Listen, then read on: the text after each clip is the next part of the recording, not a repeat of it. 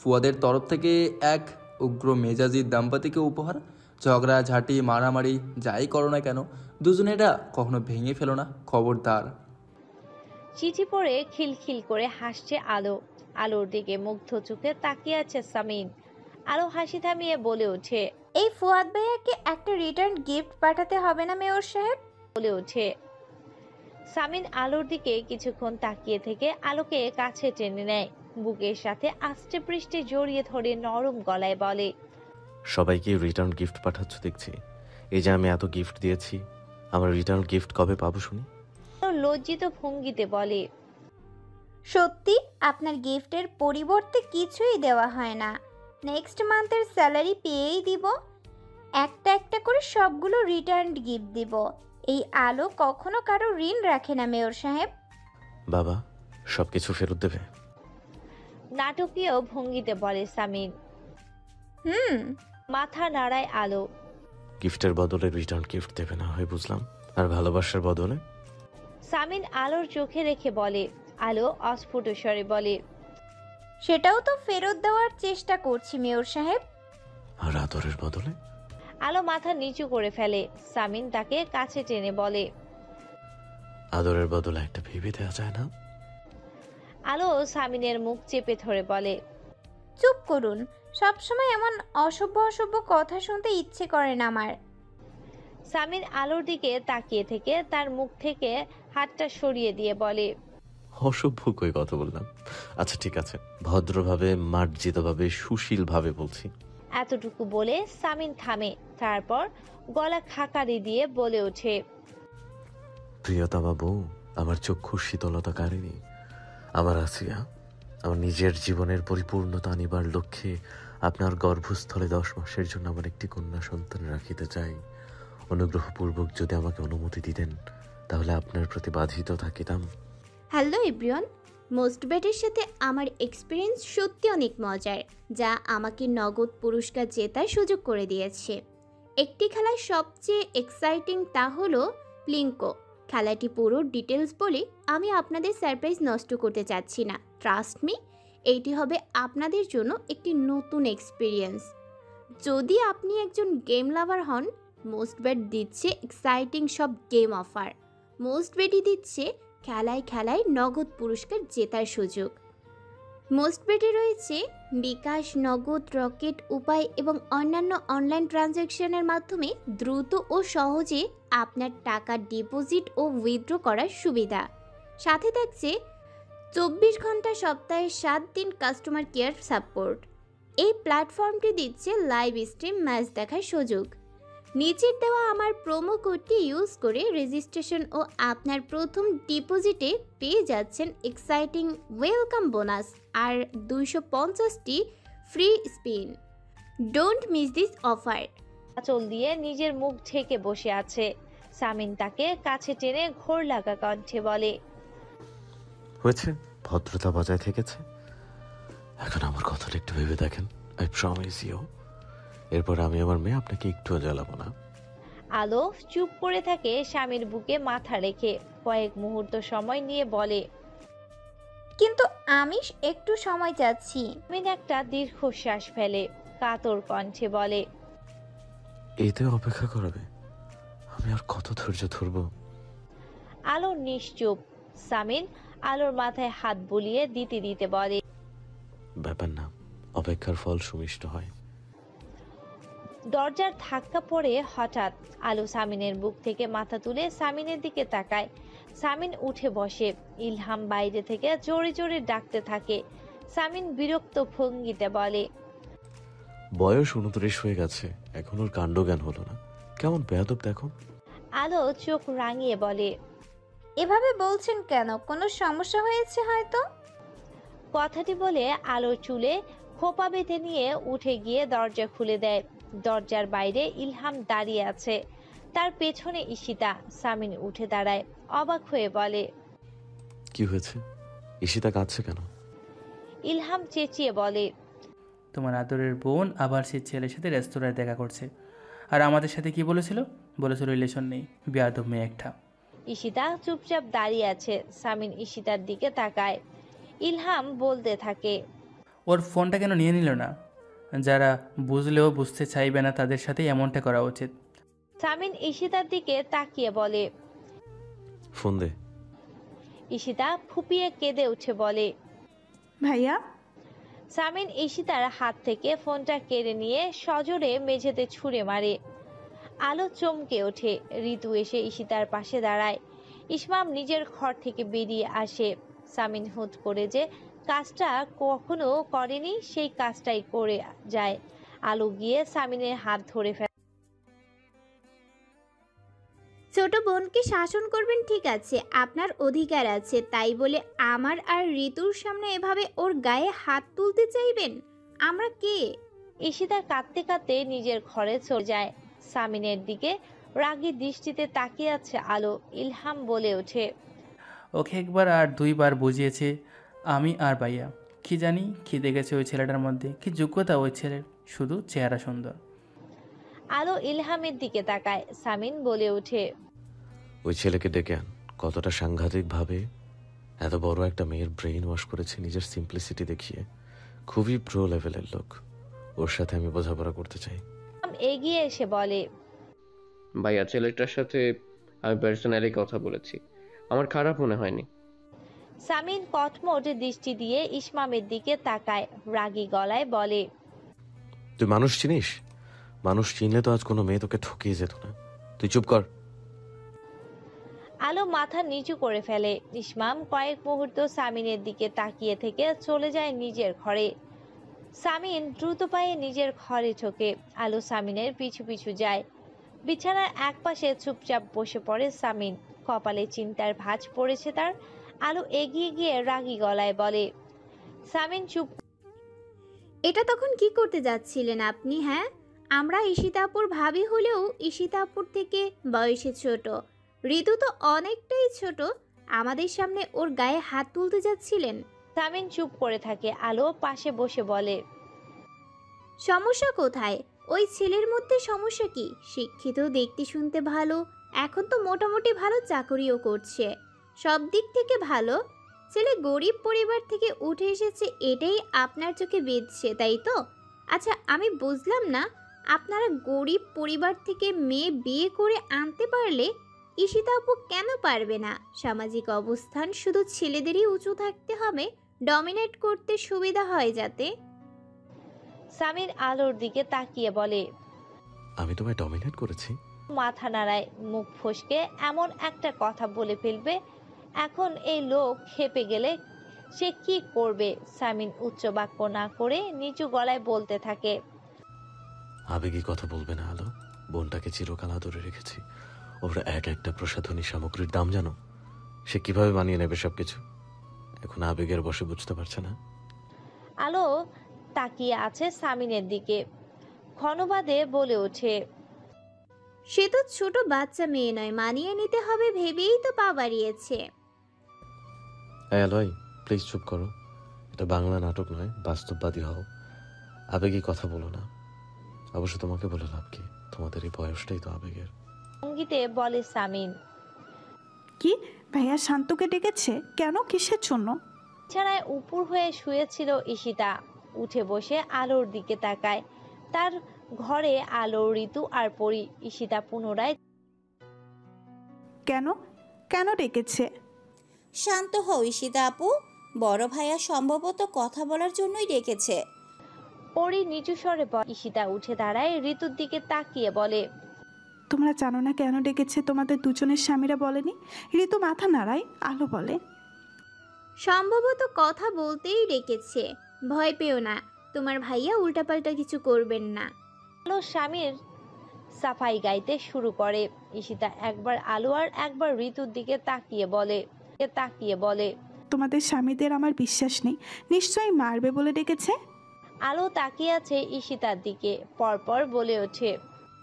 কিছু করবে না, দেখো এক সময় না এক সময় তাদের মুখোমুখি হতেই হবে, তো সেটাই আজই হোক। ঈশিতা ধপ করে বিছানার উপরে বসে পড়ে। পরি আলোর দিকে তাকিয়ে বলে। ভাইয়ার সাথে তুমি গিয়ে কথা বলো না ভাবি, তোমার সব কথাই তো ভাইয়া শোনে। আলো পরির দিকে তাকিয়ে বলে। বলেছি আমি কথা বলেছি, আমিও চাই তারা সামনাসামনি হোক। তোমরা চিন্তা করো না, বাড়াবাড়ি কিছু হবে না, আমি হতে দেব না। ধীরে ধীরে ঘরের দরজা ঠেলে ভেতরে ঢোকে আলো। ঢুকে দরজা চাপিয়ে ঘুরে দাঁড়ায়। সামিন খালি গায়ে আলমারিতে কিছু একটা খোঁজাখুঁজি করছে। আলো বলে, কিছু খুঁজছেন? আমার ব্ল্যাক শার্টটা কোথায় রেখেছো? এখানে তো সব তোমার শাড়ি দেখতে পাচ্ছি। আলো এগিয়ে গিয়ে ব্ল্যাক শার্ট বের করে সামিনের হাতে দেয়।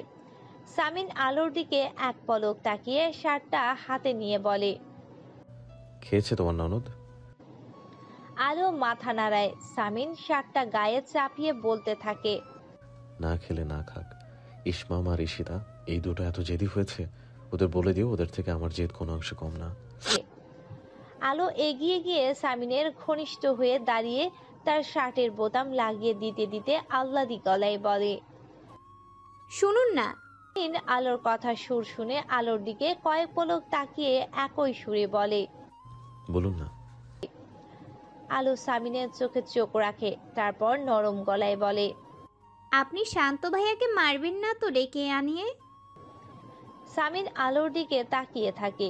কিছু সময় পরে বলে ওঠে, কিছু প্রশ্ন করব, উত্তরগুলো ঠিকঠাক ভাবে দিতে পারলে ভালো, নয়তো। সামিন কথাটা খুবই কঠিন ভাবে বলেছে। গেটের ভিতরে পা রাখতেই শান্ত এদিক ওদিক তাকায়। শান্তিনীরে দারোয়ান রিয়াজ দূরে একটা চেয়ারে বসে তার দিকে কপাল কুঁচকে তাকিয়ে আছে। শান্ত দাঁড়িয়ে পড়ে রিয়াজের দিকে। রিয়াজ ভাই একটু ভিতরে গিয়ে বলে দেবেন শান্ত এসেছে। ইয়াসার মির্জা আমাকে ডেকে পাঠিয়েছেন। শান্ত ধীর পায়ে এগিয়ে যায় শান্তিনীরের সদর দরজার দিকে। সবাই তার জন্য অপেক্ষা করছে, মানে সবাই বলতে কারা। দরজা ঠেলে ভেতরে ঢুকে করিডোরে পেরিয়ে লিভিং রুমের দিকে পা বাড়াতেই শান্ত চুপচাপ দাঁড়িয়ে পড়ে। সামিন তার দিকে শীতল দৃষ্টিতে তাকিয়ে আছে। বাড়ির মেয়ে বউরা দোতলা থেকে উকি দিয়ে দেখছে। ঈশিতা চুপচাপ দাঁড়িয়ে আছে তার আতঙ্কিত মুখটা নিয়ে।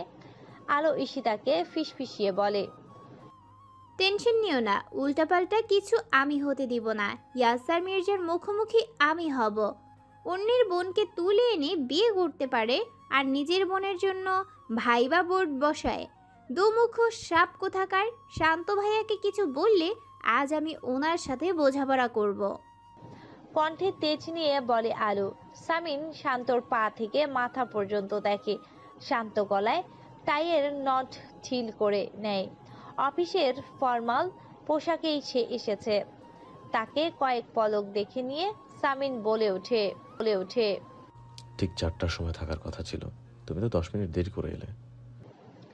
শান্ত কোনো জবাব না দিয়ে আশেপাশে দেখতে থাকে। সে স্তব্ধ হয়ে গিয়েছে পুরো। লিভিং রুমে সামিন, ইলহাম, ইসমাম ছাড়াও রয়েছে জামিল, ফুয়াদ, রাহাত, আরাব, রনি, সবুজ, তৌপ এবং দলের সব ছেলেরা। সবাই শান্তর দিকে শীতল চোখে তাকিয়ে আছে। সামিন শান্তর হতভম্ব দৃষ্টি দেখে বলে ওঠে, ঈশিতা শুধু আমাদের 3 ভাইয়ের বোন না, ওদেরও বোন। ওরাও তোমার সাথে কথা বলবে। ফোন দেখে একটা ঢোক গিলে নেয়। রূপকথার গল্পে সে 7 ভাই চাম্পার কথা শুনেছে, কিন্তু তার পারুলের এতগুলো চম্পা ভাই সে বুঝতে পারেনি। এরা তাকে এখন কি করবে। ভাবি শান্ত ভাইয়ের মুখটা দেখো, প্রচন্ড ঘাবড়ে গিয়েছে। উৎকণ্ঠা নিয়ে ঋতু নিচের দিকে তাকিয়ে বলে। আলো শান্তর দিকে তাকিয়ে আছে। আল্লাহ জানে আজ কি হতে চলেছে। ইয়াসার মির্জার এত শীতল ভাব তাকেও চিন্তিত করছে। শান্ত সামিনের দিকে তাকিয়ে নিচু গলায় তাকে সালাম দেয়। শুরুতেই সামিন সালামের উত্তর দিয়ে তাকে পুনরায় বলে, তুমি 10 মিনিট লেট। জ্যাম ছিল রাস্তায় ভাইয়া। নিচু গলায় বলে শান্ত। ঠিক আছে, বসো। শান্তকে বসার নির্দেশ দিয়ে সামিন বসে পড়ে। অন্যরাও সবাই বসে পড়ে। শান্ত তার মুখোমুখি বসে থাকা মানুষটাকে খুঁটিয়ে খুঁটিয়ে দেখছে। যতটা বাজে আচরণ করার কথা সে করছে না, কেমন থমথমে হয়ে আছে মুখটা। লিভিং রুমের প্রত্যেকের তাদের পাঞ্জাবি কিংবা শার্টের হাতা গুটিয়ে রেখেছে। কি করার প্রস্তুতি নিচ্ছে তারা? মারবে নাকি শান্তকে? কিন্তু তার জন্য তো ইয়াসার মির্জা একাই যথেষ্ট। এত লোকের কি দরকার? সামিন শান্তর দিকে তাকিয়ে বলে, পানি খাবে? চোখের চশমা ছেলে শান্ত মাথা নাড়ায়। তৌফ এক গ্লাস পানি এগিয়ে দেয় শান্তর দিকে। গ্লাসটা খালি করে শান্ত এদিক ওদিক তাকায়। ঈশিতাকে কোথাও দেখতে পাচ্ছে না সে। কি করছে এখন সে? বাংলা সিনেমার মতো আটকে রেখেছে নাকি তাকে ঘরে? সামিন শান্তর দিকে তাকিয়ে বলে, তোমার সম্পর্কে বিস্তারিত কিছু কখনোই জানা হয়নি। জেনেছি ভালো পড়াও, মেধাবী, এতটুকুই। পুরো নাম কি? সোয়ানুর ইসলাম শান্ত। নিচু স্বরে জবাব দেয় শান্ত। সামিনের পাশ থেকে ফুয়াদ বলে ওঠে, দেশের বাড়ি কোথায়? বরিশাল। আগের থেকেও নিচু স্বরে বলে শান্ত। জামিল পাশ থেকে চেঁচিয়ে সামিনকে বলে ওঠে, বরিশাল? ভাই, বরিশালের ছেলে, বরিশালের মানুষ চিটার বাটপার হয় শুনেছি। শান্ত অবাক চোখে তাকিয়ে আছে জামিলের দিকে। সামিন জামিলকে থামিয়ে দিয়ে শান্তকে বলে, তোমাকে আমি এখন কিছু প্রশ্ন করব। প্রশ্নের উত্তরগুলো যদি আমার মন মতো হয় তাহলে আমি বিবেচনা করব আমার বোনকে তোমার সাথে বিয়ে দেবো কিনা। শান্ত একটা ঠোক গিলে নেয়। চাকরির জন্য ইন্টারভিউ দিতে দিতে শেষ, এখন প্রেমিকার ভাইদের কাছেও ইন্টারভিউ। সামিন ইলহামের দিকে তাকিয়ে বলে, তুই কিছু জিজ্ঞেস করতে চাইলে কর। ইলহাম কপাল কুঁচকে বলে, আমার কিছু জিজ্ঞেস করার নেই, তুমি যেটা জিজ্ঞেস করবে ওইটাই আমার জিজ্ঞাসা। সামিন ঘুরে ফুয়াদ আর দলের ছেলেদের দিকে তাকায়। সবাই সামিনের দিকে তাকিয়ে আছে। সামিন মাথা ঘুরিয়ে শান্তর দিকে তাকিয়ে কিছু বলতে যাবে, তখনই তৌফ বলে ওঠে, ভাই আমি একটা প্রশ্ন করতে চাই। সবাই তৌফির দিকে তাকায়। সামিন বলে ওঠে, আচ্ছা কর। শান্ত তৌফির দিকে তাকিয়ে আছে। তৌফ কণ্ঠে গাম্ভীর্য নিয়ে শান্তকে বলে ওঠে, আপনার চশমার পাওয়ার কত? শান্ত অবাক চোখে তৌফকে দেখতে থাকে। দোতলা থেকে পরি উচ্চ শব্দে খিলখিলিয়ে হেসে ওঠে। সবাই দোতলার দিকে তাকাতেই আলো পরির মুখ চেপে ধরে আড়াল হয়ে দাঁড়ায়। পরির মাথায় গাঁটটা মেরে বলে, ইয়াসার মির্জা এমনিতেই ক্ষেপে আছে, এসব করো না। ইসমাম মাথা তুলে অবাক চোখে পরির বাচ্চা সুলভ আচরণ দেখে। শুধু শুধু ওই মেয়েটাকে সে অস্বাভাবিক বলে না। সামিন তৌফের এমন বেহুদা প্রশ্নে রাগান্বিত হয়ে তাকায় তৌফের দিকে। সামিনের দৃষ্টি দেখে তৌফ মিইয়ে যায়, মিনমিন করে বলে, না মানে চোখের অবস্থাটা জানতে জিজ্ঞাসা করেছি ভাই, ভবিষ্যতে কানা হয়ে গেলে আমাদের ইস্যুর বিপদ। শান্ত সবাইকে দেখতে থাকে। আজ এখানে তার ধোলাই হবে কিনা সে নিশ্চিত না, কিন্তু এরা সবাই যে তার মান সম্মানের পিণ্ডি চটকাতে, এই ব্যাপারে কোনো সন্দেহ নেই। সামিন গলা খাকারি দিয়ে বলে ওঠে, আমার বোনকে পছন্দ করেছো কেন? সুন্দরী এবং বড়লোক বাড়ির মেয়ে, এই দুটো কারণ বাদে কোনো কারণ থাকলে বলো।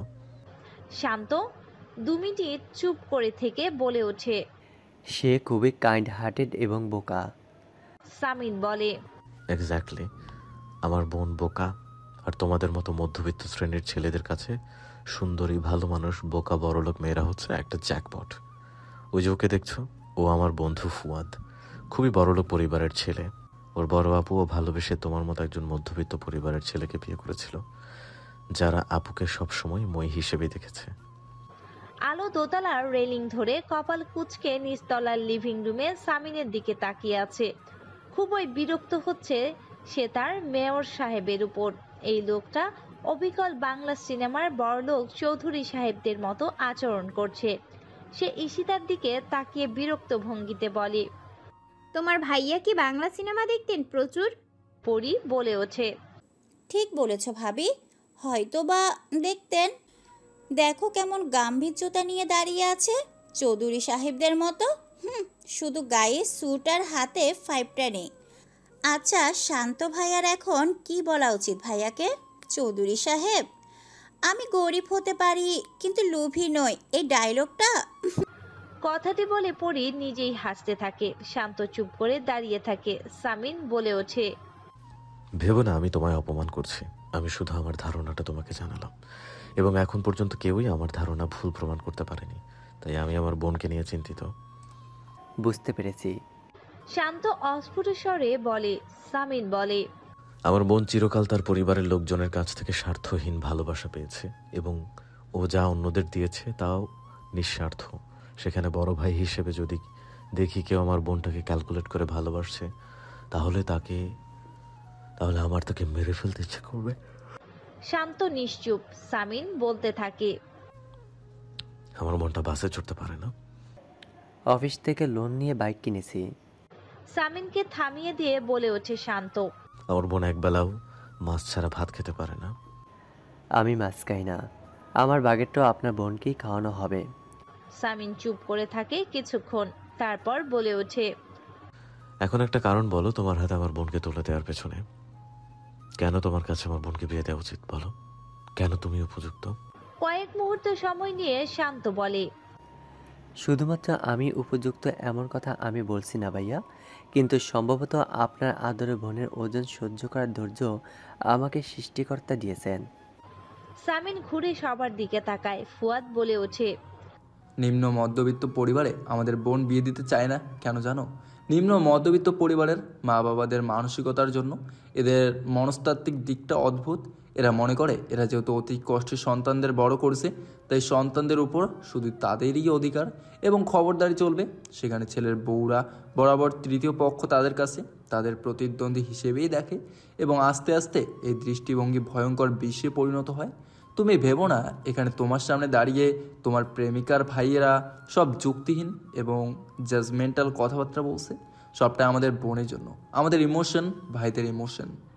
শান্ত কিছুক্ষণ নিশ্চুপ থেকে বলে, আপনাদের কোনো কথা যুক্তিহীন নয়, আমি আপনাদের ইমোশনকে রেসপেক্ট করি, কিন্তু ফ্যাক্ট হচ্ছে আমি এতিম। ছোটোবেলায় আমার বাবা মারা গিয়েছেন, মা অনেক কষ্টে আমায় বড় করেছেন এবং ছেলে আর ছেলের বউয়ের মধ্যে খবরদারি করার জন্য তিনিও রইলেন না। কিছু মাস আগে তিনিও মারা গিয়েছেন। কথাটা খুবই শান্তভাবে বলে শান্ত। সামিন মাথা তুলে শান্তর দিকে তাকায়। লিভিং রুমে সবাই শান্তর দিকে তাকিয়ে আছে। সবার চোখে মুখে নিমেষেই একটা অপরাধবোধ দেখা দিয়েছে। এভাবে একটা লোককে আঘাত করে ফেললো তারা। আসলেই প্রচন্ড ক্ষেপে যায়। বিড়বিড় করে বলে ওঠে, আলো প্রচন্ড ক্ষেপে যায়, বিড়বিড় করে বলে ওঠে, এভাবে ডেকে এনে এত কথা শোনানো হচ্ছে, আজ এই লোকটার সাথে বোঝাপড়া আছে। সামিন ঘুরে সবার দিকে একবার তাকিয়ে শান্তর দিকে তাকায়, তারপর নরম গলায় বলে, সরি, আমরা জানতাম না আসলে, নয়তো এই প্রসঙ্গ তুলতাম না। শান্ত চুপ করে থাকে। সামিন কয়েক মুহূর্ত সময় নিয়ে বলে, এই শহরে কোন আত্মীয় স্বজন আছে? শান্ত মাথা নাড়ায়। বন্ধু বান্ধব আছে কিছু। তাদের ফোন করে ডেকে নাও, আমি কাজে ডাকছি। একটু পর ঈশিতা আর তোমার রেজিস্ট্রি হবে। শান্তের মনে হলো সামিন তার সাথে মজা করছে। সে বোকার মতো সবার মুখের দিকে তাকাচ্ছে। আলো দোতলা থেকে কয়েক মুহূর্ত সামিনের দিকে তাকিয়ে থেকে ঘুরে ঈশিতার দিকে তাকায়। ঈশিতা থম মেরে দাঁড়িয়ে আছে। তার মনে হচ্ছে এক্ষুনি সে নিচে পড়ে যাবে। পড়ে এসে সজোরে একটা চিমটি কেটে দেয় ঈশিতাকে। আনন্দিত গলায় বলে ওঠে, তুমি স্বপ্ন দেখছো না তো? সামিন ঘরে ঢুকতেই আলো ছুটে এসে তাকে জড়িয়ে ধরে বলে, thank you, thank you, thank you mayor সাহেব, অনেক থ্যাংক ইউ। সামিন হাসে, আলোর মাথায় হাত বুলিয়ে দিয়ে বলে, এত খুশি হচ্ছ, মনে হচ্ছে বিয়েটা তোমারই। আলো মাথা তুলে সামিনের দিকে তাকায়, তারপর বলে, রাজি কেন হয়েছেন এত সহজে বলুন তো, আমার খটকা লাগছে। রাজি কেন হয়েছে তা নিজেও জানি না, হঠাৎ খুব মায়া হলো। মায়া থেকে সিদ্ধান্ত বদলে ফেলেছি, নয়তো আজ উত্তম মধ্যম দিয়ে দিতাম আমার আদরের বোনের দিকে হাত বাড়ানোর অপরাধে। আর এমনি তো ভাই বোনের ভালোবাসার গল্পে ভিলেন হবার কোনো শখ নাই আমার। এটাও একটা কারণ রাজি হবার পেছনে। আলো কিছুক্ষণ চুপ করে থেকে বলে ওঠে, আচ্ছা, এগুলো কেমন ধরনের প্রশ্ন ছিল আর কেমন ধরনের কথা ছিল ওগুলো? ঈশিতা আপু মাছ খায়, বাসে চড়তে পারে না, আপনি একজন বিচক্ষণ ব্যক্তি হয়ে এসব উদ্ভট প্রশ্ন করছিলেন কেন? সামিন হেসে আলোর নাক টিপে দেয়, তারপর নরম গলায় বলে, কিছু প্রশ্নের উত্তর দিলে কি মানুষ সম্পর্কে ধারণা করা যায় আছে? আমি প্রশ্নের উত্তরগুলো জানতে চাই। আমি প্রশ্নের উত্তরগুলো জানতে প্রশ্ন করিনি। আমি ছেলেটার ধৈর্য দেখছিলাম।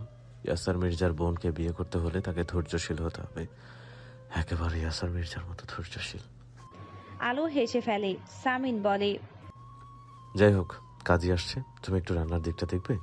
নতুন জামাইকে ভালো মন্দ না খাইয়ে কিভাবে পাঠাই? পাঠাই মানে কোথায় পাঠাবেন? বিয়ে পড়িয়ে ওর বাসায় পাঠিয়ে দেবো। ঈশিতা আমার কাছে থাকবে।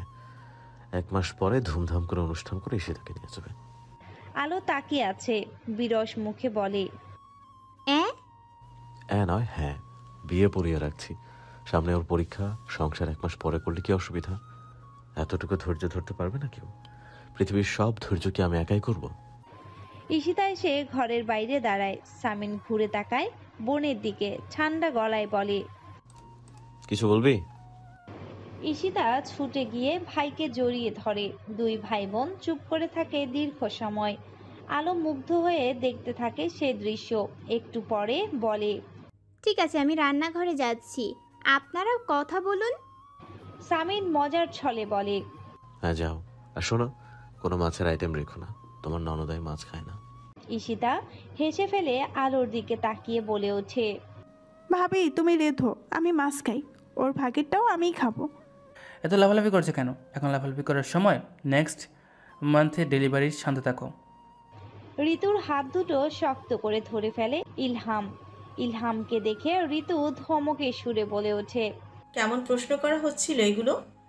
ইলহাম ঋতুর দিকে তাকিয়ে থাকে কিছুক্ষণ, তারপর বলে ওঠে, আসতে বলো না, ভয় পেয়ে গেলাম যে। ঋতু বলে, একটা মানুষকে ডেকে নিয়ে সব ভাইয়েরা মিলে এভাবে ধরেছিলেন, শুরুতে আমি ভয় পেয়ে গিয়েছিলাম। ধরবো না, আমাদের আদরের বোন এদিকে হাত বাড়িয়েছে, এমনকি এমনি দিয়ে দেব বোনকে? নিজের বোনের বেলায় আটিশুটি, পরের বোনের বেলায় দাঁত কপাটি, বাংলাদেশের পুরুষদের মানসিকতা। ঋতুর এমন কথায় ইলহাম ঋতুর দিকে তাকিয়ে থাকে কিছুক্ষণ, ক্ষণবাদে বলে ওঠে, তুমি এখনো আমাকে মন থেকে ক্ষমা করতে পারোনি, তাই না? ঋতু চুপ করে থাকে। ইলহাম ঋতুর 2 বাহু ধরে বলে ওঠে, শাস্তি কেন দিলে না? বড় বাবির চেলা হয়েছ, তার কাছ থেকে শিখে নাও দুচিকে শাস্তি কীভাবে দিতে হয়। ঋতু ইলহামের চোখের দিকে তাকায়, ধরা গলায় বলে, আলো আলোই, ঋতু ঋতুই। ঋতুরা চাইলেও আলোদের মতো হতে পারে না। ইলহাম চুপ করে থাকে। ঋতু বলে ওঠে, একটা সত্যি কথা বলবেন, যদি কখনো জুই আপনাকে আমার বাচ্চা আবরণের কথা না বলতো, তাহলে কখনো ওর প্রতি মুগ্ধতা কাটতো আপনার? নিজের বাচ্চাকে মেরে ফেলতে হবে শুনেই তো ওকে দূরে সরিয়ে দিয়েছেন, নয়তো কখনোই দিতেন না। আমি এও জানি আমার এই সন্তান জন্মানোর পরে আপনি আগের বারের মতো শুধুমাত্র বাচ্চা নিয়েই মেতে থাকবে। আমি চলে যাব আমার আগের জায়গায়, সেবিকা, শুধুমাত্র একজন সেবিকা আপনার আমি। ইলহাম ঋতুর দিকে তাকিয়ে আছে। ঋতু চোখ নামিয়ে নেয়। ইলহাম বলে ওঠে, এটা তুমি একদম ঠিক বলেছো, তোমাকে আমি আমার সেবিকা হিসেবেই দেখি। তবে কিনে জানো, তোমার মতো সেবিকা দ্বিতীয়টি আমি খুঁজে পাবো না এই পৃথিবীতে। তোমার বিকল্প কেউ নেই দেখে আমি তোমার দ্বারস্থ হয়েছি, এখন আমাকে স্বার্থপর ভাবতেই পারো। ঋতু চুপ করে থাকে। ইলহাম ঋতুকে কাছে টেনে নিয়ে নরম গলায় বলে, শাস্তি দিতে চাইলে দিতেই পারো, মাথা ভেতরে নিতাম। চোখ তুলে ঋতু ইলহামের দিকে তাকায়। চোখে চোখ রেখে কান্না মিশ্রিত কণ্ঠে বলে ওঠে, ওই যে বললাম, ঋতুরা কখনো আলো হতে পারে না। চেষ্টা আমিও করেছিলাম, আলো হতে ব্যর্থ হয়েছে। বলতে পারেন ঋতুদের আলোদের মতো আত্মসম্মান নেই, কিংবা আত্মসম্মান মায়ার কাছে হেরে যায়। মাগরিবের পরে ঈশিতা এবং শান্ত রেজিস্ট্রি সম্পূর্ণ হয়। শান্তর তরফ থেকে শান্তের 2 জন বন্ধু সাক্ষী হয়, আর ঈশিতাদের তরফ থেকে তার ভাইয়েরা। বিয়ে সম্পূর্ণ হলে সবাই নতুন বিবাহিত দম্পতির জন্য মোনাজাত তুলে দোয়া চায়। ঈশিতা সালোয়ার কামিজ পরে আছে, ওড়না দিয়ে মাথা ঢাকা। শান্ত তার অফিসের ফরমাল পোশাকে। খাওয়া দাওয়ার পর্ব শেষ করে লিভিং রুমে বাড়ির পুরুষেরা কথা বলতে থাকে। ঈশিতা নিজের ঘরে চুপচাপ বসে আছে। তার এখনো হাত পা কাঁপছে, মনটা এখনো অস্থির, সবটা এখনো বিশ্বাস হচ্ছে না তার। আলো একটা বাটিতে কিছু ডেজার্ট নিয়ে ঘরে ঢোকে। ঈশিতাকে থম মেরে বসে থাকতে দেখে মুচকি হাসে। তখন লজ্জায় কিছু খেতে পারোনি, এখন এটা খাও, তোমার পছন্দের ডেজার্ট। পরি আর ঋতু আলোর পিছে পিছে ঘরে ঢোকে। ঈশিতা লাজুক মুখটা নামিয়ে নেয়। ক্ষণবাদে মিছিমিছি রাগ দেখিয়ে আলোকে বলে, আমার বিয়ে নিয়ে কত প্ল্যান ছিল ভাবি জানো, তোমার ওই পাগল স্বামীর জন্য সব ভেস্তে গেল। দুম করে বিয়ে পড়িয়ে দিল, সালোয়ার কামিজ পরে বিয়ে করলাম। আলো হাসে। ঋতু পেটে হাত চেপে ধীরে ধীরে বিছানায় বসে। পরি আলোকে বলে, এখন কি করব ভাবি? বাসর সাজাতে হবে না? আলো মাথা নেড়ে বলে, তোমার ভাইয়া বারণ করেছে সামনের মাসে অনুষ্ঠান করে তারপর। কথাটি বলে আলো ঈশিতার দিকে তাকায়, তারপর বলে, আপত্তি আছে? ঈশিতা মুচকি হেসে মাথা নাড়ায়। পরি বিরস মুখে তাকায় সবার দিকে। এটা আবার কেমন বিয়ে? ঘটা করে বিয়ে পড়ানোর কি দরকার ছিল? তবে শান্তিনীরের গেট থেকে কিছু দূরেই একটা চায়ের দোকান। বন্ধুদের বিদায় দিয়ে শান্ত দীর্ঘ সময় সেই চায়ের দোকানটাতেই বসেছিল। এর মাঝে চা খেয়েছে 4 কাপ। হাত ঘড়ির দিকে তাকিয়ে দেখে রাত প্রায় 10:30। ঈশিতার নাম্বারে অনবরত বন্ধ পেয়ে যাচ্ছে সে। বিকেল থেকেই তার সাথে যা যা হয়েছে তাতে এমনিতেই সে কথা হারিয়ে ফেলেছে। শান্ত বেশ মেজাজ খারাপ হচ্ছে সামিন ইয়াসার মির্জার উপর। যদি বউয়ের কাছে নাই যেতে দেবে তবে ঘটা করে বিয়ে কেন পড়িয়ে দিল? অবশ্য শান্তর অনুমান করেছে এটা হচ্ছে শান্ত আর ঈশিতার শাস্তি। বুদ্ধিমান ইয়াসার মির্জা খুবই ঠান্ডা মাথায় শান্তর থেকে প্রতিশোধ নিয়েছে। বিরস মুখে দূর থেকে শান্তিনীরের গেটের দিকে তাকিয়ে বিড়বিড় করে বলে উঠে সে, আপনার কোনো তুলনা হয় না ইয়াসা মির্জা। চায়ের দোকানের বিল মিটিয়ে উঠে পড়ে শান্ত। তারপর দোকান থেকে বেরিয়ে রাস্তায় চুপচাপ হাঁটাহাঁটি করতে থাকে। চায়ের দোকানের লোকগুলো খুবই কৌতূহলী হয়ে দেখতে থাকে স্যুটবুট পরিহিত এই সুদর্শন যুবকটিকে। শেষবারের মতো শান্ত ঈশিতার নাম্বারে ডায়াল করে নাম্বারটা বন্ধ পায়। বিরক্তিতে শান্ত কপাল কুঁচকে ফেলে। এই ভাই বোন গুলো তাকে পাগল বানিয়ে ছাড়বে। খাবার টেবিলে পাতে খাসির আস্ত রান দিয়ে কত জামাই আদর করলো।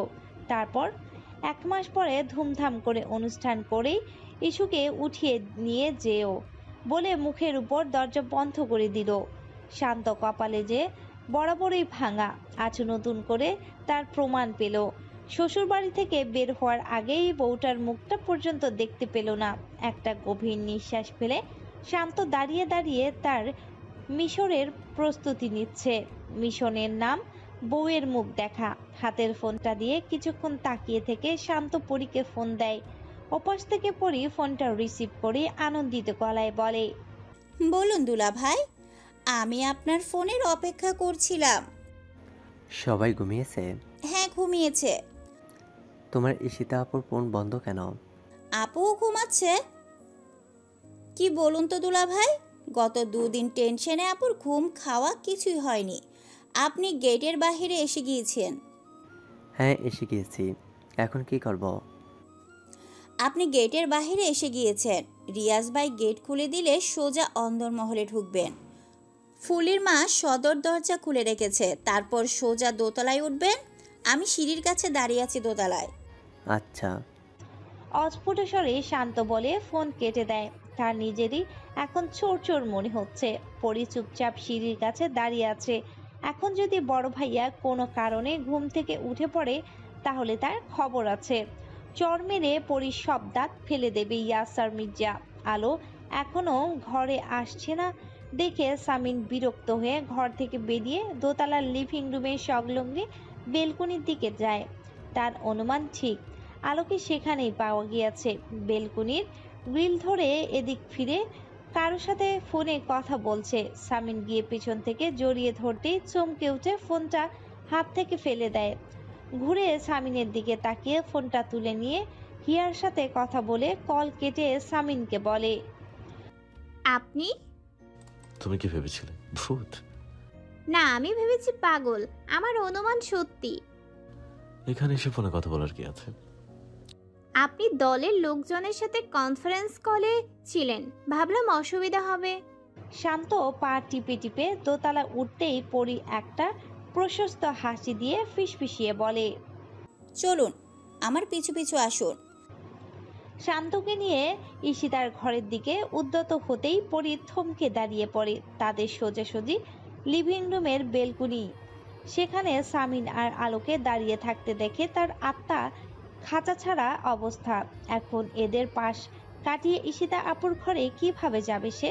বিড়বিড় করে বলে ওঠে, আল্লাহ, এই দুজন এই সময় এখানে কি করছে? সামিন পরীর দিকে পিঠ দিয়ে দাঁড়িয়ে আছে, তাই পরী আর শান্তকে দেখতে পায়নি, কিন্তু আলো দেখতে পেয়েছে। পরীর সাথে শান্তকে পা টিপে টিপে ইশতার ঘরের দিকে যেতে দেখে সে থম মেরে দাঁড়িয়ে আছে। সামিন আলোকে ভালো করে লক্ষ্য করে বলে, কি হলো, থম মেরে গেলে কেন? কিছু না, বলুন। তোতলাতে তোতলাতে বলে ওঠে আলো। সামিন বিরক্তি ভঙ্গিতে বলে, বলবো মানে? ঘরে চলো, ঘুমাবে না? শান্ত দ্রুত পায়ে হাঁটতে গিয়ে হঠাৎ হোঁচট খেয়ে পড়ে যায়। তার চশমা খুলে দূরে ছিটকে পড়ে। আলো চোখ বড় বড় করে ফেলেছে। পেছনে কিছু পড়ে যাওয়ার শব্দ হতেই সামিন মাথা ঘুরিয়ে দেখতে যাবে, অমনি আলো দুহাতে তার গাল আঁকড়ে ধরে চাপা সরে চেঁচিয়ে বলে ওঠে, এই না, ওদিকে তাকাবেন না। ওই দিকে তাকাবো না মানে? অবাক হয়ে বলে সামিন। আলো আমতা আমতা করে বলে, মানে আমার দিকে তাকান, শুধু আমাকে দেখুন আপনি, আমি কত সুন্দর। সামিন অবাক চোখে আলোর দিকে তাকিয়ে আছে। এই মেয়েটা এমন অদ্ভুত আচরণ করছে কেন? পরি শান্তর চশমা এনে হাতে দিয়ে ফিসফিসিয়ে বলে, ঘুমিয়ে পড়েছেন নাকি মেঝেতে? উঠছেন না কেন দুলাভাই? শান্ত উঠে দাঁড়ায়, এটাই বাকি ছিল। শালিকার সামনে মান সম্মানের ছিটে ফোঁটাও রইল না। উঠে দাঁড়িয়ে চশমা চোখে দিয়ে পা টিপে টিপে আবারও হাঁটতে থাকে সে। সামিন আলোকে বলে, চলো ঘরে চলো, ঘরে গিয়ে খুব ভালো করে দেখবো তোমায়। ঘরের দিকে যেতে গেলেই বিপদ। শান্ত একেবারে সামিনের সামনে পড়ে যাবে, তাই আলো বলে ওঠে, এই না, এখন ঘরে যাওয়া যাবে না। এখন ঘরে যাওয়া যাবে না মানে? মানে আপনি আমাকে এখানে দেখুন, আমার চোখের দিকে তাকান, আমার চোখের ভাষা পড়ুন তো মেয়র সাহেব। সামিন আলোর দিকে তাকিয়ে বলে, আচ্ছা পড়লাম। কি লেখা? কিছু গালাগাল লেখা। ঠান্ডা গলায় জবাব দেয় সামিন। আলো চুপ করে সামিনের দিকে তাকিয়ে থাকে। পরি শান্তকে নিয়ে চুপচাপ ঈশিতার ঘরে ঢুকে পড়ে। ইসমাম নিজের ঘরের বাইরে হাত বেঁধে দাঁড়িয়ে আছে। এতক্ষণ পরির কাণ্ড কারখানা সে খুবই মনোযোগ দিয়ে দেখছে। সে সেই তখন থেকেই নিশ্চুপ হেসে যাচ্ছে। এমন হাসি সে অনেকদিন হাসেনি। শান্তরা চোখের আড়াল হলেই আলো কপাল কুঁচকে সামিনের দিকে তাকিয়ে গম্ভীর কণ্ঠে বলে, চলুন ঘরে চলুন। সামিন অবাক হয়ে বলে, এইমাত্র কত আহ্লাদি গলায় কথা বলছিলে, এর মধ্যে কথার সুর পাল্টে গেল। আলো ভেঙচি কেটে দ্রুত পায়ে নিজের ঘরে ঢুকে যায়। সামিন বিরস মুখে আলোর পিছু পিছু যায়। মেয়েদের মুড সুইং বোঝা তার মতো তুচ্ছ সামিনের সাধ্য নয়। দরজা চাপিয়ে পড়ি বিছানার কাছে গিয়ে ঈশিতাকে ঘুম থেকে তোলে।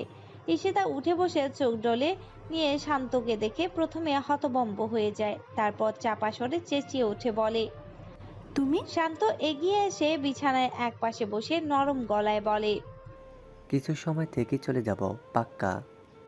ঈশিতার হতভম্ব ভাব কাটছে না। পরি মুচকি হেসে মৃদু স্বরে বলে, আচ্ছা তোমরা কথা বলো, আমি আসছি। পরি চলে যেতেই শান্ত দরজার সিটকিনি তুলে দিয়ে ঘুরে তাকায়। ঈশিতা গম্ভীর কণ্ঠে বলে, মতলব কি তোমার? শান্ত কিছুক্ষণ ঈশিতার দিকে তাকিয়ে থেকে বলে, তোমাদের 4 ভাই বোনের সব সময় এটা কেন মনে হয় আমি মতলব নিয়ে ঘুরি? আশ্চর্য, আমি গরিব হতে পারি, মতলবই নই। ভাইয়া কি বলবো শোনোনি? 1 মাস পরে। লজ্জামাখা মুখে বলে ওঠে ঈশিতা। শান্ত ঈশিতার দিকে তাকিয়ে বলে ওঠে, আমি বউটাকে দেখতে এসেছি শুধু। দোতলার পশ্চিম পাশে টানা বারান্দায় দরজায় ঠেলে ইসমামের বারান্দায় পা বাড়াতেই থমকে যায়। পরি তার দিকে অবাক চোখে তাকিয়ে আছে। ইসমাম ক্ষণবাদে বলে ওঠে, ও তুমি? আমি ভেবেছি মারুফা চাচির ভূত। পরি ইসমামের মস্করা গায়ে না মেখে তার হাতের দিকে তাকায়। সামিন ইয়াসার মির্জার ভোলা ভালা ছোট ভাইয়ের হাতে সিগারেট, খুবই অবাক করা বিষয়। ইসমাম পরির দৃষ্টি অনুসরণ করে নিজের হাতের দিকে তাকিয়ে সিগারেটটা ফেলে দিয়ে পা দিয়ে পিষে দেয়। পরি চুপচাপ বারান্দা থেকে চলে যেতে নিলে ইসমাম বলে ওঠে, বুদ্ধিটা ভালো ছিল। আমার আসলে ভাইয়াকে বলতে লজ্জা লাগছিল। শান্তকে এনে ভালোই করেছো তুমি, ইস্যুর ভালো লাগবে। পরি দাঁড়িয়ে থাকে কয়েক মুহূর্ত, তারপর চুপচাপ হেঁটে দোতলার লিভিং রুমে গিয়ে বসে পড়ে। তাকে আরো কিছুক্ষণ পাহারাদার হয়ে থাকতে হবে। ইসমাম বারান্দায় দাঁড়িয়ে কিছুক্ষণ পরির দিকে তাকিয়ে থাকে। পড়াশোনা ছাড়া সবকিছুই করতে দেখা যায় এই মেয়েকে। এ ডাক্তারি পাস করবে কিভাবে? মুন্না ভাই MBBS এর ফিমেল ভার্সন। বিছানার উপর দুজনেই বসে আছে, একজনের পিঠে পিঠে ঠেকিয়ে ঠেকিয়ে রেখে আরেকজন। কেউ কাউকে মুখ দেখছে না, চুপ করে আছে দুজন। কিছুক্ষণ পরে শান্ত বলে ওঠে, ঘুমিয়ে পড়লে নাকি? না, বলো। ঘুম ঘুম কণ্ঠে বলে ঈশিতা। শান্ত ম্লান হেসে বলে, আমাকে বিয়ে করতে যতটা আগ্রহী ছিলে, বিয়ে করে ততটাই নির্লিপ্ত লাগছে তোমাকে। তো কি করব? আপনাকে মাথায় উঠিয়ে নাচবো? কাট কাট বলে ঈশিতা। শান্ত হেসে ফেলে বলে, একেবারে বাইদের মতো হয়েছো, কথাবার্তা শুনলে গলা শুকিয়ে যায়। ঈশিতা ঠোঁট চিপে হেসে বলে, 2 ঘন্টা হয়েছে, এখন যাও। কাল অফিস আছে না? অফিস যেতে না পারলে চাকরি থাকবে না, চাকরি না থাকলে কিন্তু বউ থাকবে না। শান্ত মৃদু হেসে হুট করে ঈশিতার মুখোমুখি বসে পড়ে, ঈশিতাকে আঁকলে নেয়। ভালোবাসার মানুষের আচমকা স্পর্শে ঈশিতা লজ্জায় মিলিয়ে যায়। শান্ত নিচু স্বরে বলে, যাব, খালি হাতে কিভাবে যাই? বউকে একটা চুমু খেয়ে যাব, নয়তো সারা রাত ঘুম হবে না। ঘুম না হলে অফিসে গিয়ে কাজ করতে পারবো না। কাজ করতে না পারলে বস চাকরি থেকে বের করে দেবে। চাকরি না থাকলে বউ থাকবে না। শান্ত ঈশিতার দিকে তাকিয়ে আছে, বিড়বিড় করে বলে ওঠে, রূপকথার 7 চম্পা ভাই ঘুমিয়ে থাকে, আর তোমার চম্পা ভাইয়েরা রাত 12:30টার সময়টাও জেগে আছে। কি বিপদ! এরা কি early to bed and early to rise প্রবাদটা জানে না?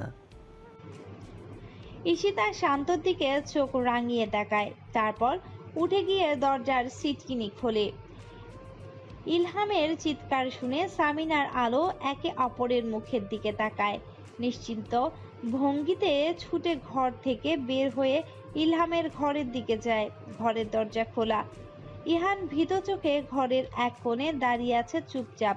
ইলহাম ওয়াশরুম থেকে ঋতুকে পাজা কোলে করে এনে বিছানায় শুইয়ে দেয়। পেটে হাত চেপে ঋতু তীব্র আর্তনাদ করেই যাচ্ছে। সামিন ইলহামের দিকে তাকায়। ঋতুকে কোলে তুলে নেয়। ইলহামের শার্টের রক্ত লেগে গিয়েছে। আলো হতভম্ব হয়ে ছুটে যায় ঋতুর কাছে। কপাল কেটে রক্ত ঝরছে ঋতুর। পেটে তীব্র যন্ত্রণায় কোনো দিশা খুঁজে পাচ্ছে না সে। সামিন গিয়ে ইহানকে আগে কোলে তুলে নেয়। ইলহাম উৎকণ্ঠা নিয়ে বলতে থাকে, হঠাৎ কিভাবে পড়ে গেল জানি না, ওয়াশরুমের দরজা ভেঙে বের করেছি। সামিন এক পলক ঋতুর দিকে তাকিয়ে ইলহামকে বলে, সময় নেই, ওকে তো আমি গাড়ি বের করছি। ইলহাম গায়ে রক্তাক্ত শার্টটা পাল্টে ঋতুকে তুলে নেয়। সামিন ইহানকে আলোর কাছে দিয়ে গাড়ির চাবি নিয়ে ঘর থেকে বেরিয়ে যেতে লিভিং রুমে আসতে দাঁড়িয়ে পড়ে। শান্ত আর ঈশিতা তার সামনে দাঁড়িয়ে। শান্ত চোরের মতো মুখ করে রেখেছে। সামিন হতভম্ব হয়ে শান্তর দিকে তাকিয়ে থাকে। আলো ইহানকে কোলে নিয়ে বের হয়ে দাঁড়িয়ে পড়ে। পরি কাচুমাচু মুখ করে দাঁড়িয়েছিল। সামিন ঘুরে রাগী দৃষ্টিতে পরির দিকে তাকায়। এ ধরনের বুদ্ধি যে এই মেয়েটার মাথায় থেকে বের হতে পারে সে তা জানে। পরি ছুটে গিয়ে আলোর পেছনে আড়াল হয়ে দাঁড়ায়। ইসমাম কিছুক্ষণ সামিনের দৃষ্টি দেখে মৃদু স্বরে বলে ওঠে, আমি ডেকেছি শান্তকে ভাইয়া। সামিন ইসমামের দিকে তাকায়। আলো পাশ থেকে বলে ওঠে, চলুন না, এখন এসব থাক, শীঘ্রই গাড়ি বের করুন। সামিন দ্রুত পায়ে হেঁটে ঘরে ঢুকে গাড়ির চাবি আনে। এখন এত কিছু দেখার সময় নেই তার। ঋতুর অবস্থা আরো খারাপ হতে শুরু করেছে। অসহ্য যন্ত্রণায় গগন বিদারী চিৎকার দিয়েই যাচ্ছে। পেছনে সিটে বসে ইলহাম শক্ত করে ঋতুকে ধরে রেখেছে। আলো ইলহামের বুকের সাথে মিশিয়ে নিয়ে সামিনের পাশে সিটে বসেছে। শান্তিনীরের গেট থেকে রাত 12:30টায় দুটো গাড়ি বের। পেছনের গাড়িতে রয়েছে ইসমাম, ঈশিতা, শান্ত ও পরি। ইসমাম ড্রাইভ করতে করতে মাথা ঘুরিয়ে শান্তকে বলে, তোমাকে তোমার বাসায় নামিয়ে দিয়ে যাই, কাল তো তোমার অফিস আছে। তোমাদের বাড়ির এত বড় বিপদে আমি বাসায় চলে যাব? আমিও যাব হসপিটাল। ঋতু ভাবি আমাকে অনেক পছন্দ করতেন, আমিও করতাম। চলো সোজা হসপিটালে চলো। দৃঢ়ভাবে বলে শান্ত। ঈশিতা মিনমিন করে বলে ওঠে, ভাইয়া কি মনে করেছে কে জানে? আমি ভাইয়াকে মুখ দেখাবো কি করে? আসতে গেলে কেন তুমি? চোদ্দ সব। শান্তকে ধমকে ঈশিতা পরীর দিকে তাকিয়ে বলে। সব কিছুর মূলে তুই, তাই না? পরী চুপ করে থাকে। ইসমাম ঈশিতাকে বলে ওঠে। এখন এসব কথা বলার সময় মেজো ভাবির জন্য প্রে করো, মায়াকে ম্যানেজ করা যাবে। তোরা কোনো অন্যায় করিসনি। বাচ্চা ইমিডিয়েটলি বের করতে হবে, নয়তো একটা অঘটন ঘটে যেতে পারে। মা ও বাচ্চা দুজনের লাইফ রিস্ক। ইলহাম ডক্টরের দিকে তাকিয়ে আছে। আতঙ্কিত লাগছে তাকে। কাঁপা কাঁপা গলায় বলে। কিন্তু এখনও যে সময় হয়নি। কিছু করার নেই ইলহাম মির্জা, দুর্ঘটনার জন্য প্রিট্রাম লেবার পেন উঠেছে। আমাদের হাতে সময় কম, সি সেকশন ছাড়া উপায় নেই। আপনি মানসিকভাবে প্রস্তুত হন, বন্ডে সই করতে হবে। ইলহাম চমকে ওঠে, চাপা স্বরে চেঁচিয়ে ওঠে বলে। বন্ডে সই করতে হবে মানে? মানে বললাম তো, রিক্সি, শুধু উপরওয়ালাকে ডাকুন। ইহান অবাক চোখে সবার মুখের দিকে তাকায়। তার অবুঝ মনে হাজারটা প্রশ্ন উকি দিচ্ছে, কিন্তু সে বুঝতে পারছে না কে তার প্রশ্নগুলোর উত্তর দেবে। শেষমেশ সে তার বড় বাবার কাছে গিয়ে তার হাত ধরে। সামিন ইহানের মুখের দিকে তাকায়। ইহানের চোখ দুটো ছলছল করছে। কান্না মিশ্রিত কণ্ঠে সে বলে ওঠে। মাম্মার কি হয়েছে বড় বাবা? সামিন কোনো জবাব দেয় না, শুধু আদুরে মুখটার দিকে তাকিয়ে থাকে। আলো এসে ইহানকে কোলে তুলে নিয়ে বলে ওঠে। মাম্মা পায়ে ব্যথা পেয়েছে বাবা, ডক্টর আন্টি ব্যান্ডেজ করার জন্য নিয়ে গিয়েছে। কাঁপা কাঁপা হাতে ইলহাম বন্ডে সই করে দেয়। হঠাৎ করে তার বুকটা মোচড় দিয়ে উঠল, যেন এতটা উতলা নিজেকে কখনো মনে হয়নি। ঋতু কি দেখা উচিত না ইলহামের এই অবস্থা? এইটুকু হলেও তো খুশি হতো সে, তৃপ্ত হতো সে। এদিক ওদিক অসহায়ের মতো তাকিয়ে বিড়বিড় করে ইলহাম বলে উঠে। শুধু আমার বাচ্চার জন্য নয় ঋতু, তোমার জন্য আমি কষ্ট পাচ্ছি, সত্যি পাচ্ছি। ঋতুকে অপারেশন থিয়েটারে নিয়ে যাওয়া হয়েছে। বাইরে ওয়েটিং রুমে সবাই দাঁড়িয়ে আছে চুপচাপ। শুধু আলোর ঘুমন্ত ইহানের বুকের সাথে আগলে নিয়ে বসে আছে। ইলহাম করিডোরের এ মাথা থেকে ও মাথা পায়চারি করছে। সামিন মাথা ঘুরিয়ে শান্তর দিকে তাকায়। শান্ত মাথা নিচু করে দাঁড়িয়ে আছে। কিছু সময় পরে সামিন বলে ওঠে। তুমি গেলেই পারতে, কাল অফিস আছে। বাবির একটা ভালো খবর শুনে যাব ভাইয়া। নিচু স্বরে বলে শান্ত। অপেক্ষার প্রহর শেষ হয়। অপারেশন থিয়েটার থেকে একজন ডক্টর বের হয়। ইলহাম তার দিকে তাকিয়ে এগিয়ে যায়। ডক্টর মাস্ক খুলে ইলহামের দিকে তাকিয়ে ম্লান হেসে বলে। আপনার ছেলেকে ইন্টেনসিভ কেয়ার ইউনিটে রাখা হচ্ছে। প্রিমিউচুর বেবি তো, তবে চিন্তা করবেন না। 32 সপ্তাহে আপনার ছেলে হলে বেশ হাঁটটা কাটটা। আপনার ওয়াইফের স্ট্রেচিং চলছে, গান নেই তার, জাস্ট প্রে ফর হার। মা ও বাচ্চাকে দুটো আলাদা কেবিনে শিফট করা হয়েছে অবজারভেশনের জন্য। নার্স ব্যতীত অন্য কেউ ঢুকতে পারবে না আপাতত। ইলহাম কিছুক্ষণ পরপর একবার ঋতুর কেবিনের সামনে গিয়ে দাঁড়ায়। কাছ দিয়ে উকি মেরে ঋতুকে দেখছে, একবার নিজের ছেলের কাছে যাচ্ছে। ইহান তার বড় বাবার বুকের সাথে লেপ্টে ঘুমিয়ে আছে। কিছু সময় পরে সামিন ইসমামের দিকে তাকিয়ে বলে ওঠে। এখানে এত লোক থাকার দরকার নেই এখন। আমি ইলহাম আর তোর বড় ভাবি থাকবো। তুই ইহান আর বাকিদের নিয়ে বাড়িতে যা। কিন্তু ভাইয়া, ভাবির অবস্থা। ফোনে জানাবো তোদের, সকালে চলে আসবি।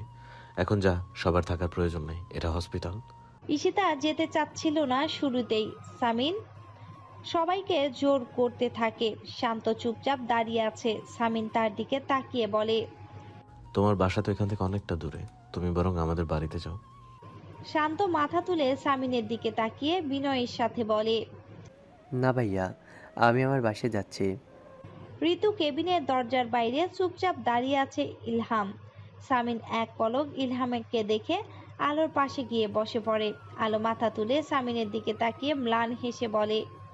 এই মুহূর্তে একটা শাশুড়ি মায়ের অভাব বোধ করছি খুব। সব কিছুর প্রেশার আমার উপর দিয়ে যাবে এখন। সামিন হেসে ফেলে। আলোর ডান হাতটা নিজের হাতের মুঠোয় নিয়ে বলে ওঠে। এই হাত দুটো একেবারে আমার মায়ের হাতের মতো, জানো, গোলগাল, সুন্দর। আলো কোনো জবাব না দিয়ে ইলহামের দিকে তাকায়। একবার নিজের ছেলের কাছে যাচ্ছে, একবার এসে স্ত্রীকে দেখছে। ইলহামের এখন পৃথিবীতে সবচেয়ে ব্যস্ত একজন পুরুষ মনে হচ্ছে। মাথা ঘুরিয়ে সামিনের দিকে তাকিয়ে বলে ওঠে, ঋতু যদি ইলহামের এই দরদটুকু দেখতো তবে খুব স্বস্তি পেত। সামিন বলে, একেবারেই ঠিক বলেছ। আলো চুপ হয়ে যায়।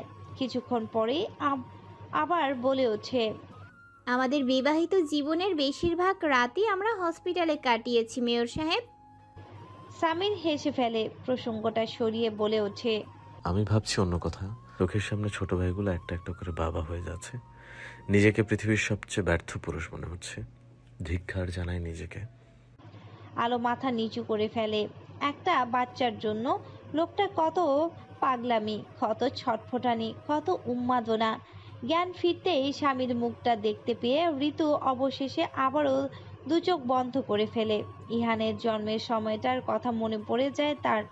তার শ্বশুর শাশুড়ি, ভাসুর, ননদ সবাই ছিল তার পাশে। ছিল না শুধু এই লোকটা। আজ এই মানুষটা দু চোখে দরদ নিয়ে দাঁড়িয়ে থেকে কি প্রমাণ করতে চাইছে? ঋতু খুবই গুরুত্বপূর্ণ কেউ তার কাছে। ইলহাম ঋতুর দিকে ঝুঁকে দাঁড়িয়ে আছে। পুনরায় চোখ মেলে ঋতু অস্ফুট স্বরে বলে ওঠে, ছেলেকে দেখছেন? হ্যাঁ, দূর থেকে ছুতে পারেনি, খুলে নিতে পারেনি। ঋতু চুপচাপ ইলহামকে দেখতে থাকে। ইলহাম একটা চেয়ার টেনে বসে ঋতুর দিকে তাকিয়ে বলে ওঠে, ঋতুদের আত্মসম্মান থাকে না বলেছিলে। ঋতুরা যে এতটা স্ট্রং তা তো বলোনি। ঋতু ইলহামের কথার জবাব না দিয়ে বলে, দুঃখিত, আপনাকে এই মেয়ে দিতে পারিনি। ইলহাম হেসে ঋতুর মাথায় বুলিয়ে দিয়ে বলে, পরের বার। ঋতু ম্লান হাসে। ইলহাম ঋতুর মাথা থেকে হাতটা সরিয়ে নিতে নিতে তখনই ঋতু বলে ওঠে, হাতটা সরিয়ে নেবেন না, কিছুক্ষণের জন্য থাক। জীবনে কখনোই মাথায় হাত বুলিয়ে দেননি আমার। এই অনুভূতি আমার জানা ছিল না। কেমন প্রশান্ত লাগছে নিজেকে ইলহাম মির্জা। সামিন আলোর কণ্ঠ পেয়ে ঘুরে তাকায়। ঋতু কেবিনের দরজার বাইরে দাঁড়িয়ে আছে। সে আলো এগিয়ে এসে বলে, ভাইয়ের বউয়ের ব্যক্তিগত মুহূর্তে নাক গলানো অভদ্রতা মেয়র সাহেব, চলুন। সামিন হেসে ফেলে, তারপর বলে, জানি, তবে বোনের আনন্দ দেখে আনন্দিত হবার অধিকার আমার আছে। ঘুম থেকে উঠে ইহান নিজেকে ফুপির পাশে শুয়ে থাকা অবস্থায় আবিষ্কার করলো। তাকে মাম্মার কাছে যেতে দেওয়া হয়নি দেখে অভিমানে ছোট্ট মনটা ভরে গেছে। বিছানা থেকে নেমে উচ্চ শব্দে কাঁদতে শুরু করলো সে। ঈশিতা ঘুম থেকে ধরফরিয়ে উঠে বসে। পরি একটু বাইরে গিয়েছিল, দৌড়ে ইহানের কাছে আসে। ইহানের গালে হাত বুলিয়ে দিয়ে বলে, কাঁদছো কেন ইহান? আমি মাম্মার কাছে যাব। পাপা কোথায়? বড় বাবা কোথায়? কাঁদতে কাঁদতে জানতে চায় ইহান।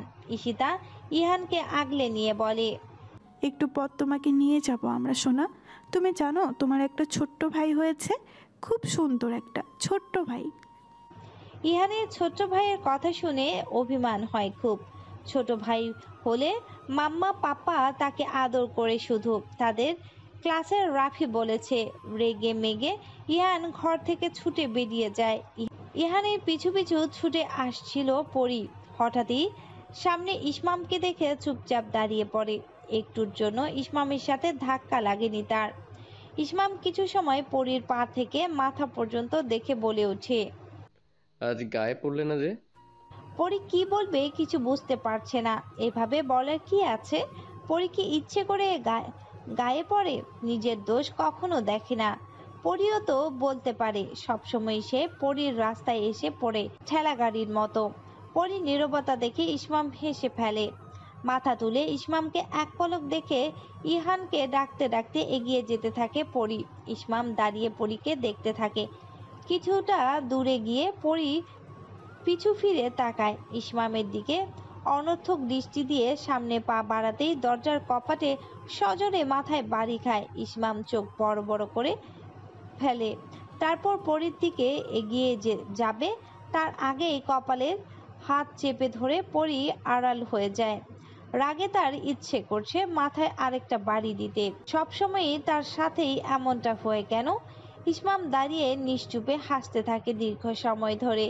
ফোনে ভাইব্রেশনের শব্দে ইসমামের ল্যাপটপ থেকে চোখ সরিয়ে ফোনটা হাতে নেয়। ফিয়া নামের মেয়েটি ফোন দিচ্ছে তাকে। নাম্বারটা তার ফোনে সেভ করে দিয়েছিল ঈশিতা। এর আগে ভাইয়ার চাপে পড়ে দুবার কথা হয়েছিল মেয়েটির সাথে, টুকটাক সৌজন্য আলাপ হয়েছিল শুধুমাত্র। এখন এত রাতেই মেয়েটির ফোন দেখে সে অনেকটাই অবাক হয়েছে। ফোনটা রিসিভ করতে গিয়েও করে না সে। এখন একটুও কথা বলতে ইচ্ছে করছে না। মির্জা বাড়ির নতুন সদস্যের নাম রাখা হয়েছে ইরফান। তাকে ঘিরেই মির্জা বাড়ির লোকজন যত আহ্লাদ, যত আনন্দ। সবাই তাকে পেয়ে অসম্ভব খুশি। মুখ ভার করে থাকে শুধু একজন, তার নাম ইহান। মুখ ভার করে স্কুলে যায়, স্কুল থেকে ফিরে মুখ ভার করে বড় মা আর বড় বাবার ঘরে বসে থাকে। মাম্মা পাপার রুমে সে যাবে না। এখানে ভাইয়াকে বেশি আদর করা হয়। তারও ইচ্ছে করে মাঝে মাঝে ভাইয়াকে আদর দিতে, কিন্তু তার কোলে ভাইয়াকে দেয়া হয় না, তাই সে যাবে না। আলোর কাছে আজকের দিনটা সবচেয়ে ব্যস্ত দিন। আজ ফুলির মা এবং সিতারা দুজনেই ছুটিতে আছে।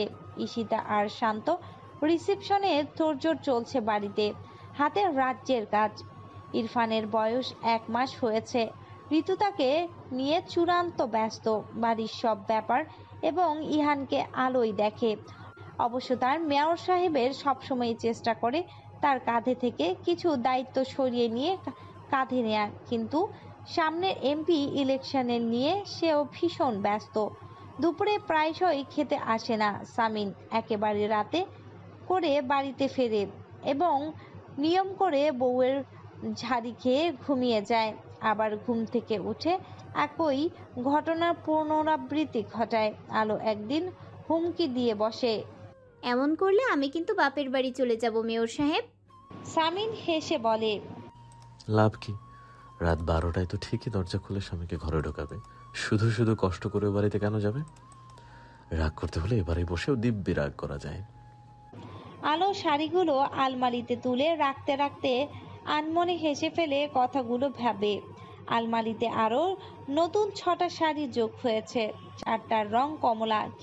কি অদ্ভুত একটা লোক! প্রত্যেক মাসে কিছু নির্দিষ্ট দিনে একটা করে শাড়ি নিয়ে আসে, আলোর হাতে দেয়। যখনই তাকে জিজ্ঞেস করা হয় আজ কেন শাড়ি দিলেন, গম্ভীর কণ্ঠে ভাষণ দেওয়ার মতো করে বলে, আজ অমুক দিন। এই দিনে একটা শাড়ি কিনে না দিলে স্বামীর তার অপমান হয়েছে। গত শুক্রবার একটা শাড়ি এনে একইভাবে হাতে তুলে দিয়েছিল মেয়র সাহেব। আলো অবাক হয়ে জিজ্ঞেস করে, আজ কেন? আজ তো শোক দিবস।